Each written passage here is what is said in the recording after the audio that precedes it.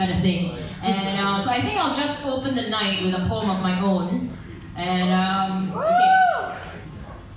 It should need an introduction, so I'll do this for... Oh yeah, so okay, does everyone know who the two bands are? Pretty much? Yep. Yes, so who's, the first one is, so we have the Mad Hatter Project. And closing the night, last but not least, we have Michelle, I don't know how to pronounce it, Michelle Foucault and Z Princess, all the way from France.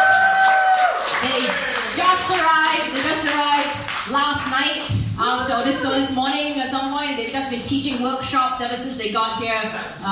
They're pretty incredible. They're conducting a beatboxing workshop. You're up for it tomorrow. So yeah, let's give them a very warm Singapore welcome. Welcome to Singapore.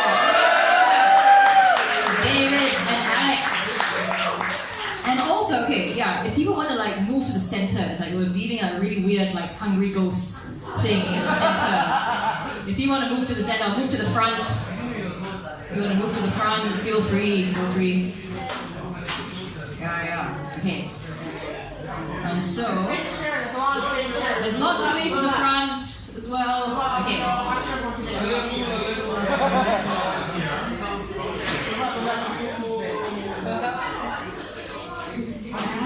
Alright. Okay. So, as much as I hate to say the following words, I'm going to say them anyway. Without further ado, at some point I'll think of something more cooler to say, less Singaporean to say. But anyway, the poem I'm going to start, I'll open the night with a poem.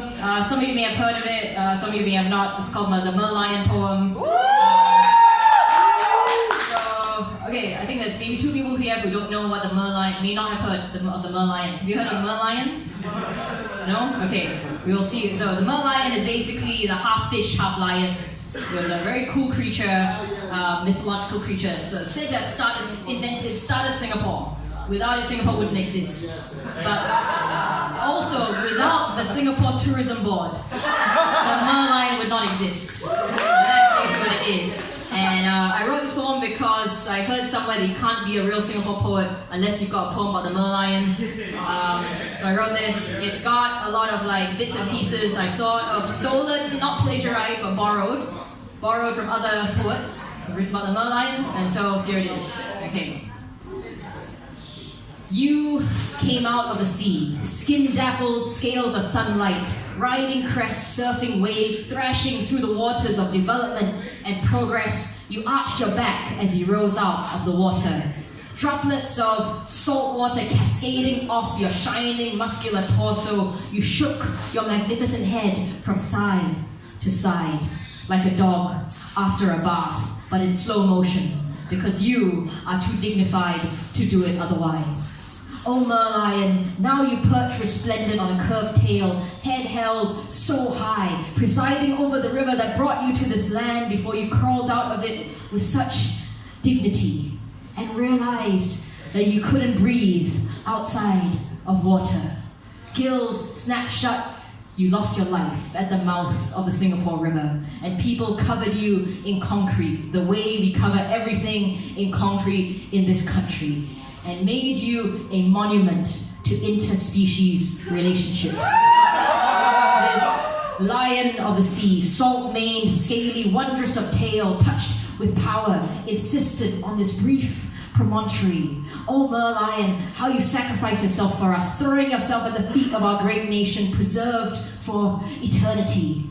Oh Merlion, I've never felt this way about any animal before, but you are so much more than animal.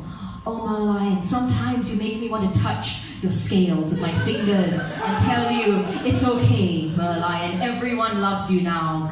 Oh Merlion, sometimes you make me want to do a call and response. When I say mer, you say lion. Mer, lion, mer, lion. When I say lion, you say mer, lion, lion.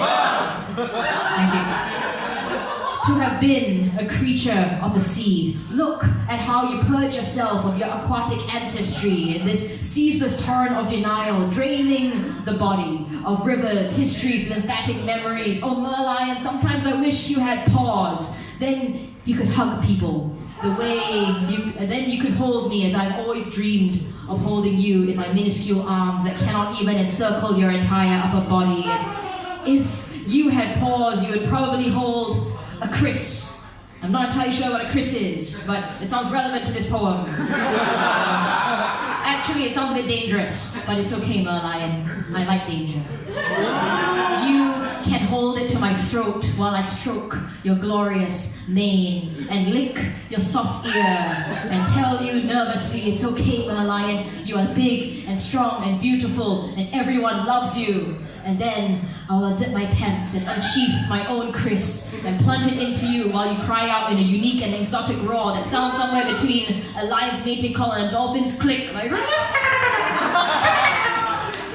I want to make love to you, Merlion, the way your lion father made love to your fish mother. I want to ride you, Merlion, the way no one has ever ridden you before or ever. I will ride you wildly through the oceans of progress. I want to ride you, Merlion, the way Simba would ride Flipper, the way Mufasa would ride Nemo, the way Free Willy would ride Simba's mother, whose name I can't remember, but I will not, Merlion, because it would be very painful for me, because you are covered in concrete, like everything else in this country.